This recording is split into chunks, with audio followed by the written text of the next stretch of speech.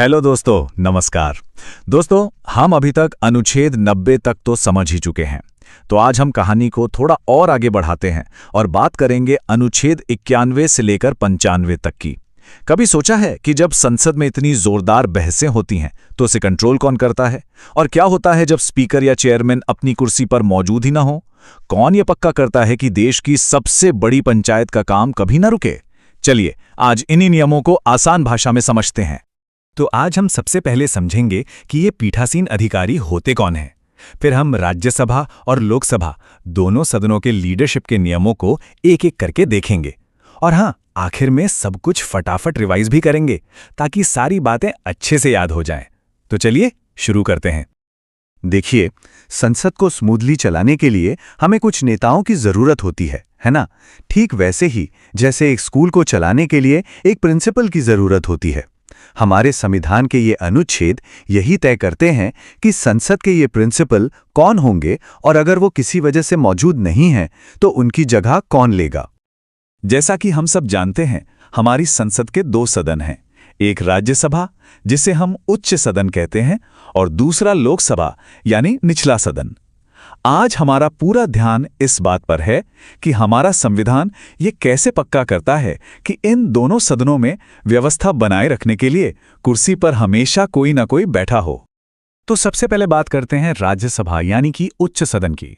संविधान ने यहाँ ये सुनिश्चित करने के लिए बड़े ही साफ सुथरे नियम बनाए हैं कि लीडरशिप की कुर्सी कभी भी एक पल के लिए भी खाली ना रहे। और यहीं पर आता है अनुच्छेद 91। इसका मकसद आप जानते हैं, बहुत ही सीधा साधा है। ये कहता है कि अगर राज्यसभा के सभापति, जो भी भारत के उपराष्ट्रपति भी होते हैं, अगर वो अपनी सीट पर नहीं है तो चिंता की कोई बात नहीं, काम नहीं रुकेगा। इसके लिए एक बैकअप प्लान हमेशा तैयार रहता है। और ये प्लान बहुत ही सिंपल है। इसे एक कंपनी की तरह सोचिए।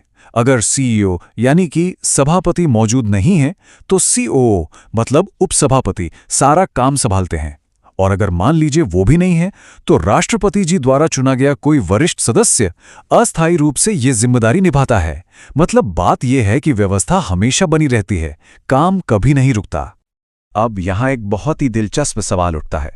सोचिए, सदन में सभापति या उपसभापति को ही उनके पद से हटाने का प्रस्ताव चल रहा हो तो क्या वो खुद उस मीटिंग की अध्यक्षता कर सकते हैं?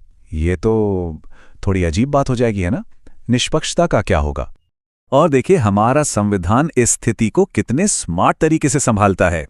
अनुच्छेद 92 न्याय के एक बहुत ही बुनियादी सिद्धांत को लागू करता है कि कोई भी व्यक्ति अपने ही मामले में जज नहीं बन सकता। यह नियम पक्का करता है कि जब किसी अधिकारी को हटाने पर चर्चा हो रही हो तो पूरी कार्यवाही बिल्कुल निष्पक्ष रहे। अच्छा, तो ये तो हुई राज्यसभा की बात। चलिए अब चलते हैं लोगों के सदन यानी लोकसभा की ओर। यहां पर लीडर चुनने का तरीका थोड़ा सा अलग है और अनुच्छेद 93 हमें बताता है कि ये कैसे होता है। यहां पर एक बड़ा ही मजेदार अंतर है। राज्यसभा के सभापति तो भारत के उपराष्ट्रपति होते हैं, वो बाहर से आते हैं। लेकिन लोकसभा में अध्यक्ष और उपाध्यक्ष को सदन के सदस्य अपने में से ही चुनते हैं। ये एक पूरी तरह से घर की एक डेमोक्रेटिक प्रक्रिया है। जैसे ही नई लोकसभा बनती है, उसका पहला काम होता है अपने स्पीकर और डिप्टी स्पीकर को चुनना।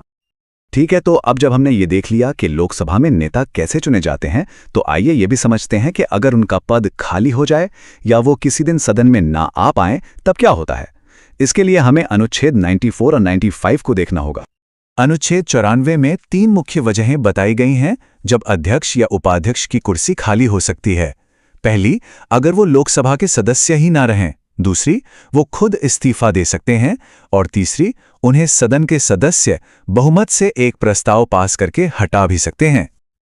लेकिन हाँ, किसी को हटाने की प्रक्रिया में निष्पक्षता बनाए रखने के लिए संविधान एक बहुत जरूरी शर्त रखता है। ऐसा कोई भी प्रस्ताव लाने से कम 14 दिन पहले नोटिस देना पड़ता है। इससे यह सुनिश्चित होता है कि कोई भी फैसला जल्दबाजी में ना हो और हर किसी को अपना पक्ष रखने का पूरा मौका मिले।